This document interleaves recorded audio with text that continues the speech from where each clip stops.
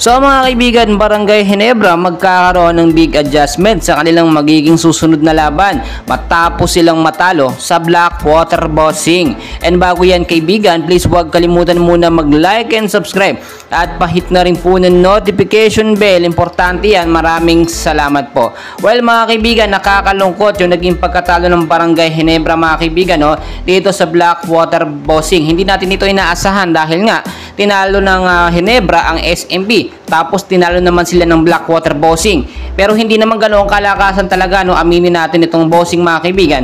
Doong dating lineup po ng Ginebra nung nandyan pa si Sistan. So ang nangyari, natabakan po ng ilang puntos sa score na 95 to 88 ang Ginebra. Medyo hindi ito maganda sa nagiging sistema ngayon ng Ginebra. Hila po silang consistency mga kaibigan.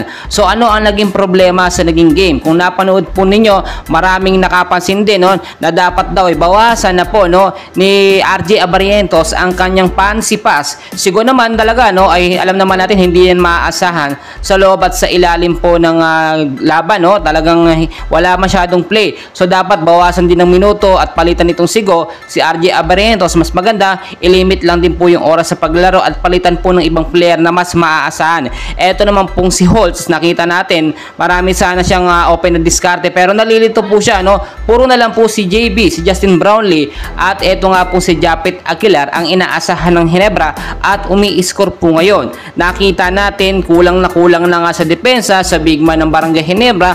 Hindi pa nakakasabay itong mga rookie nga po ng Ginebra tulad nila RJ, nila Ralph eto pong Sigo, etong si Holtz. Hindi po naaasahan mga kaibigan. Wagkos kapag pinapasok sila ay nagkakalat lamang. Nakita naman natin nung fourth quarter ng game kontra nga po sa Blackwater Boxing, intense and crucial po talaga yon. Kayang-kaya pa sanang makahabol ng Barangay Ginebra pero nakita nyo naman napagod kasi itong si Japet at si Brownlee. Sila lang po kasi madalas na nakikita natin gumagawa at pumupunto sa ilalim at sa labas po yung depensa po ni Japet Aguilar mga kaibigan nasasagad po. Nagagamit siya ng husto na walang kapalitan po ng ibang big man. Mas maganda po mga kaibigan talaga as soon as possible ASAP magkaroon po agad ng panibagong big man itong Barangay Ginebra. At alam naman natin ginagawa ng paraan yan ni Coach Timcon. Yung first 5 lineup ni Coach Timcon so far okay naman yun kahit papaano mga kaibigan, pero kinakailangan lamang magkaroon ng konting adjustment at pagbabago.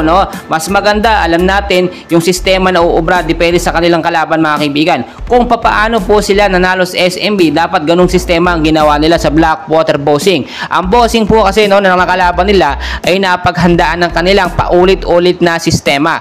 At samantala po ng Blackwater Boxing yung kahinaan ng walang big man at kulang sa depensa ng Barangay Ginebra. Ang nakita nila once na mapagod na si JB na alam naman natin bumubuhat sa Ginebra at humina na ng depensa ni Japet, doon na po sila umaatake. Yung ibang mga player po or manlalaro ng Ginebra ay nahihirapan at hindi rin po makasabay.